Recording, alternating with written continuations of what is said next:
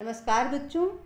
आज हम सब कक्षा 6 की हिंदी भाषा सेतु का पाठ 12 केसर वाले देश में, जो कि लेखक कन्हैयालाल नंदन जी द्वारा रचित कश्मीर का एक यात्रा वृत्तांत है। यानी कश्मीर की यात्रा पर लेखक गए हैं, उसी का वृत्तांत उन्होंने इस पाठ में किया है, उसी का वर्णन किया है। तो आज हम इस पाठ को पढ़ेंगे तथा अपने कश्मीर के विषय में जानेंगे कि हमारा कश्मीर कैसा है। प्रस्तुत पाठ में लेखक ने कश्मीर यात्रा में पड़ने वाले प्रमुख पड़ावों, दर्शनीय स्थलों, प्रकृति के स्वच्छंद एवं अकृत्रिम सौंदर्य का बड़ा ही स्वाभाविक वर्णन किया है, यानी बहुत ही सुंदर वर्णन किया है। देवताओं के स्वर्ग से भी सुंदर कश्मीर के वर्णन में लेखक ने सहज सरल शब्दों का प्रयोग किया है, फिर भी भाषा स्वाभाविक रूप से साहित्यिक है। यात्रा वृत्तांत में केवल भौगोलिक वर्णनात्मकता को ही प्रधानता नहीं दी गई है, अपितु यंत्र तंत्र चुटीले प्रसंगों को भी समाविष्ट किया गया है, यानी कुछ हंसाने वाले प्रसंगों को भी इसमें सम्मिलित किया गया है। इस पाठ में लेखक बताते हैं कि मैं अपने बचपन से सुनता चला आ रहा था कि कश्मीर भारत का स्वर्ग है। बड़ी समस्या थी कि न यह स्वर्ग देखा था और न कश्मीर, यानी न तो मैंने स्वर्ग देखा था न ही कश्मीर। पता कैसे चले कि स्वर्ग कैसा है, यह कश्मीर कैसा है। इसलिए एक दिन कुछ मित्रों के साथ दिल्ली से कश्मीर यात्रा का कार्यक्रम बना बैठा। कार्यक्रम बनाया ही नहीं, चल भी पड़ा। पहले रेलगाड़ी पठानकोट तक जाती थी, लेकिन अब जम्मू तक जाती है। जम्मू का नाम तो आपने सुना होगा। तवी नदी के किनारे यह ऐसा शहर है जो अपने मंदिरों के लिए मशहूर है। जम्मू के रघुनाथ जी देश भर में मशहूर हैं। रघुनाथ जी मंदिर का गुंबद सोने से जड़ा है और दूर से ही चमकता है, लेकिन यहाँ एक ही मंदिर नहीं है, अनेक मंदिर और अनेक महादेव हैं। एक महादेव पारदर्शी हैं, स्फटिक के, यानी एक चमकीले सफ़ेद पारदर्शी पत्थर के। स्फटिक होता है एक चमकीला बहुमूल्य बेहद कीमती सफ़ेद पत्थर। शायद भारत भर में ऐसे दूसरे नहीं हैं, यानी शायद भारत में कोई दूसरा स्फटिक का भगवान भोलेनाथ का लिंग ना हो, मंदिर ना हो। ठीक है, ऐसा बताया गया है। जम्मू गए और वैष्णो देवी न गए तो लोग कहते हैं कि जीवन अकारथ, यानी जीवन व्यर्थ है यदि हम जम्मू गए और हमने वैष्णो देवी का दर्शन न किया। मेरे साथियों में एक की हिम्मत वैष्णो देवी के नाम से छूटने लगी। कारण यह नहीं था कि वे देवी के दर्शन नहीं करना चाहते थे। असल में देवी तक पहुंचने में जितनी सीढ़ियां चढ़नी पड़ती हैं, उतने में तो अच्छों की हिम्मत टूट जाती है। वे बेचारे थोड़े थुलथुल थे, यानी थोड़े मोटे थे। उनकी सेहत का ख्याल करके हम लोगों ने वैष्णो देवी की जगह श्रीनगर और पहलगांव जाना तय किया। यानी लेखक ने सोचा कि हम वैष्णो देवी नहीं जा रहे हैं क्योंकि हमारा मित्र चढ़ नहीं पाएगा, तो चलिए हम लोग श्रीनगर और पहलगांव चलते हैं। जम्मू से सुबह बसें चलीं और पूरा दिन चलीं। जम्मू के बाद ही पहाड़ों का सिलसिला शुरू हुआ। पहले छोटे, फिर बड़े और फिर बहुत बड़े। बटोट के पास एक चोटी पर बस रुकी। लाल छतों वाले बंगले हरियाली के बीच बड़े खूबसूरत लग रहे थे। नाम पूछा तो पता चला पत्नी टॉप है। वहाँ से चले तो उतराई शुरू हो गई। हम चले थे ऊंचे चढ़ने, लेकिन उतरने लगे तो उतरते ही चले गए। ये पहाड़ थे बड़े घसकीले। यही घसकीले पहाड़ बरसात में घसक कर रास्ता जाम कर देते हैं। सारा रास्ता ही बंद हो जाता है। बड़े बड़े बुलडोजर रास्ते का घसका पहाड़ और चट्टानें हटाते हैं, तब कहीं मार्ग खुलता है। बरसात में ऐसा अक्सर होता जाता है, यानी बरसात में अक्सर ऐसा हो जाता है। यानी लेखक कहते हैं कि बरसात में पहाड़ बहुत ज़्यादा घिसक जाते हैं, जिससे रास्ते में रुकावट आ जाती है, रास्ता बंद हो जाता है। राम राम करते राम बन गया। फिर जो चढ़ाई शुरू हुई तो बस को भी चक्कर आने लगे। यानी रास्ता इतना टेढ़ा मेढ़ा कि मोड़ों की गिनती करना मुश्किल हो गया। कोई गिने भी तो कितना, हर 50 गज पर एक मोड़। करते करते हम ऊंचे इलाके में पहुंच गए, जहां जवाहर सुरंग बनाई गई है। बनिहाल दर्रे पर उस सुरंग के बनने के पहले उस पहाड़ को चढ़कर ही पार करना पड़ता था। बस में बैठे एक सज्जन बताने लगे कि इस 1.5 मील लंबी सुरंग को दोनों तरफ से तोड़ा गया। सुरंग बनाते समय जब बीच में पहुँचे और आर पार नहीं हुए तो काम करने वालों में निराशा छाने लगी। कहते हैं कि उसका इंजीनियर अपने काम पर इतना विश्वास रखता था कि उसने बारूद लगवाई और कहा कि तोड़ दो, इस बार आर पार हो जाएगी। अगर न हुई तो कईयों के मन ने पूछा, यानी कई लोग जो उसमें काम कर रहे थे उनके मन में ऐसा सवाल आया कि अगर बारूद से भी काम नहीं हुआ तो उसके बाद क्या हुआ, तो फिर अपने को इंजीनियर नहीं कहेंगे। इंजीनियर ने सोचा, यानी जब लोगों ने सोचा कि अगर आर पार नहीं हुआ तो क्या होगा, तो इंजीनियर ने भी उस समय अपने मन में सोचा कि फिर मैं अपने आप को इंजीनियर नहीं कहूँगा। बारूद के गोलों में आग लगा दी गई और पहाड़ की छाती दहल गई। सुरंग का मुंह आर पार हो गया। इस कहानी की असलियत तो जो रही हो, लेकिन इतना जरूर समझ में आया कि अपने काम पर आदमी को इतना ही भरोसा होना चाहिए जितना कि इस इंजीनियर को था। उस सुरंग के पार करते ही स्वर्ग के दर्शन होने लगे। नीचे झांका तो पता चला कि हरियाली के कटोरे में जो बस्ती दिख रही है वह बेरी नाग है। हम बेरी नाग पहुँचे। वहाँ एक खूबसूरत बगीचा और एक जलकुंड है जिसे जहांगीर ने चारों ओर से पक्का मेहराबदार बनवा दिया था। कहते हैं मेहराबदार का अर्थ होता है कि दरवाजे के ऊपर जो अर्धमंडलाकार भाग होता है उसको मेहराब कहते हैं, ठीक है। उसके जैसा बनवा दिया था। कहते हैं यह झेलम नदी का उद्गम स्थल है। इतनी बड़ी झेलम इतने बंधे कुंड से निकलेगी, मुझे भरोसा नहीं हुआ। लेकिन पानी लगातार वहां से बह रहा था और पता नहीं कहाँ जा रहा था।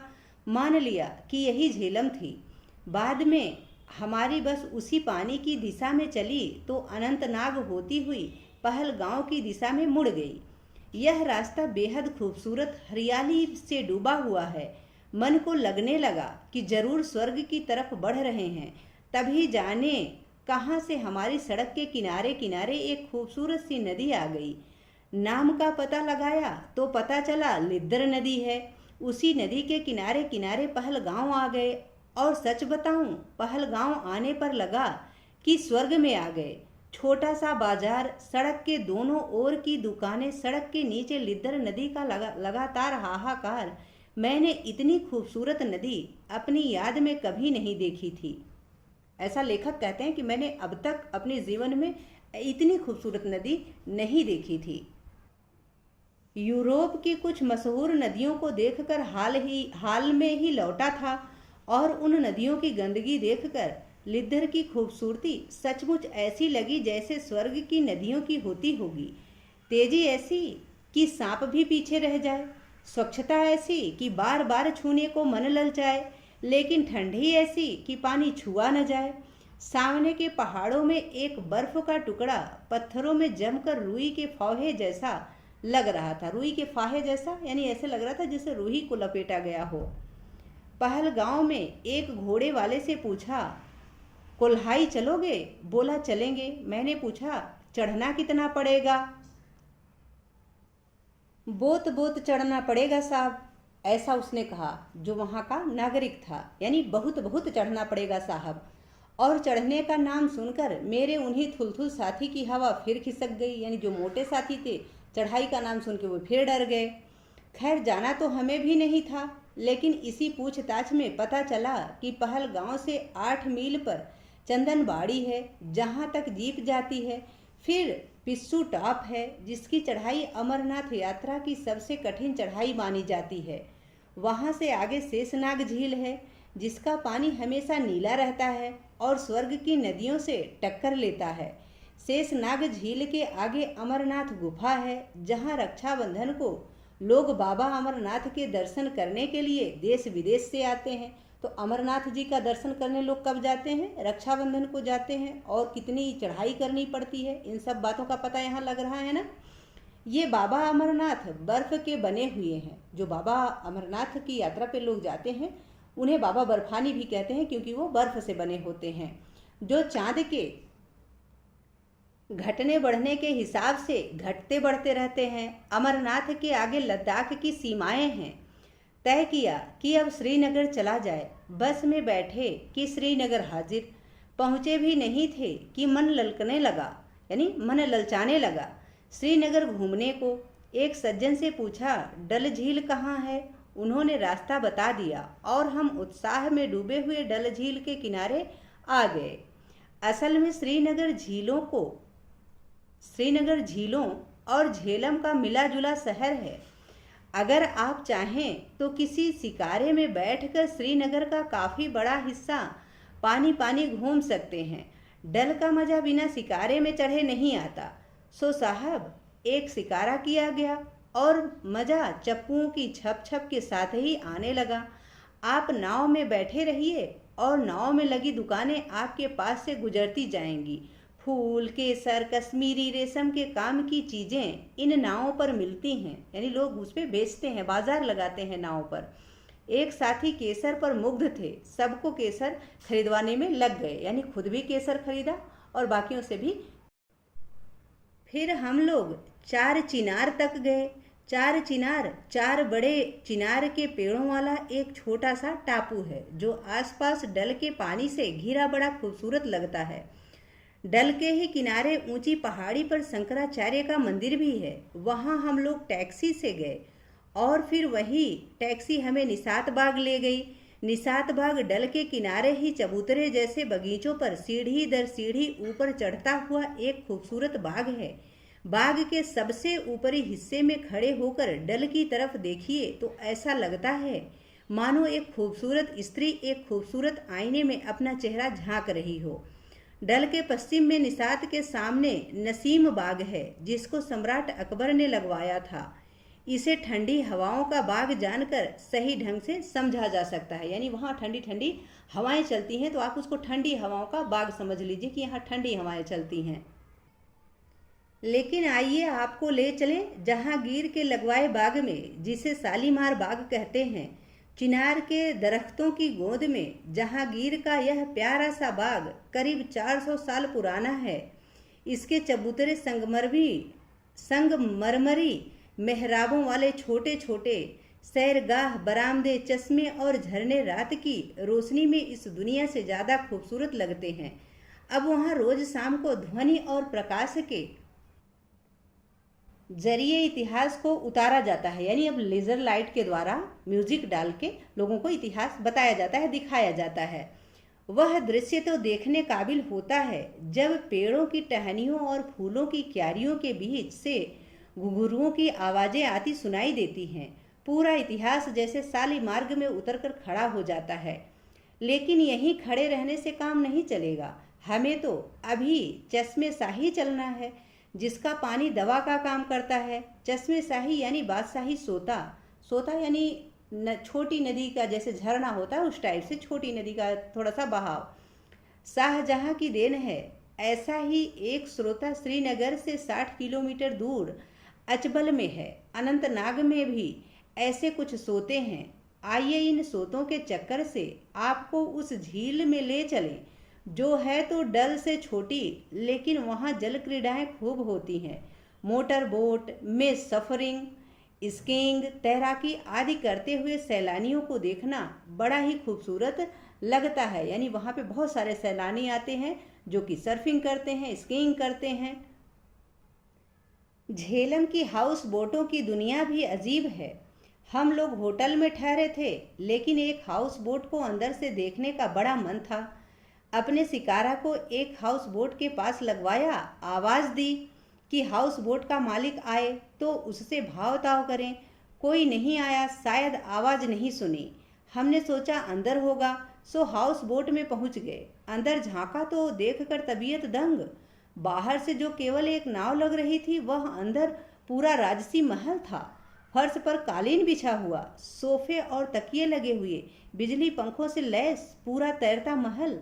हम अजनबियों को इस तरह हाउस बोट में घुसा देख मालिक भागा हुआ आया और खूब बिगड़ा हम पर, यानी बहुत गुस्सा होने लगा हाउस बोट का मालिक लेखक पर और इनके साथियों पर। हमने माफ़ी मांगी और वापस हो गए। तब उसने बताया कि इस तरह लोग आकर हमारा हाउस बोट गंदा कर जाते हैं, यानी जो लोग ऐसे ही चले आते हैं बिना पूछे, बिना किसी आवाज़ के, बिना आज्ञा लिए चले आते हैं, वही लोग मेरे हाउस बोट को हमारी गंदा कर देते हैं। उसकी बातचीत से पता चला कि ये हाउस बोट शहर के आलीशान होटलों से ज़्यादा महंगे और ज़्यादा आरामदायक हैं। दूसरे दिन गुलमर्ग गए। गुलमर्ग 2650 मीटर ऊंचा एक खूबसूरत चरागाह है जहां हर मौसम में मोटर से पहुंचा जा सकता है। गोल्फ लिंक और बर्फ पर स्कीइंग के लिए यह बहुत मशहूर है। स्कीइंग के लिए तो भयंकर सर्दी के दिनों में जाना होता है, लेकिन स्कीइंग करने वालों को ऊपर चढ़ने के लिए जो रोपवे यानी रज्जु मार्ग बनाया गया है उस पर चढ़कर हमें भी मज़ा आया, यानी लेखक को भी बहुत अच्छा लगा। हम चढ़ तो गए, लेकिन लौटते समय कुर्सी पर आसमान में ही टंगे थे कि पानी बरसने लगा। न कूद सकते हैं न भाग सकते हैं, क्योंकि रस्सों से बंधी कुर्सियां अपनी रफ्तार से सरक रही थीं, धीरे धीरे धीरे। जब हम नीचे उतरे तो पानी थम गया था और हम मारे सर्दी के ठिठुर रहे थे। लौटकर श्रीनगर में रात भर कंबलों में दुबके रहे, यानी रात भर उठने की हिम्मत नहीं हुई, न लेखक की न उनके साथियों की। गुलमर्ग के पास ही थोड़ा और ऊंचाई पर खिलन मार्ग पड़ता है, फिर और ऊंचाई पर लेह की तरफ बढ़ जाते हैं। मगर हम उतनी ही सर्दी में घबरा गए थे, यानी परेशान हो गए थे और ऊंचाई पर जाने का हौसला खो बैठे थे। हिमालय की इस खूबसूरत वादी को और नज़दीक से देखने के लिए दोबारा आने का इरादा करके हम लोग अपने घरों की ओर लौट पड़े।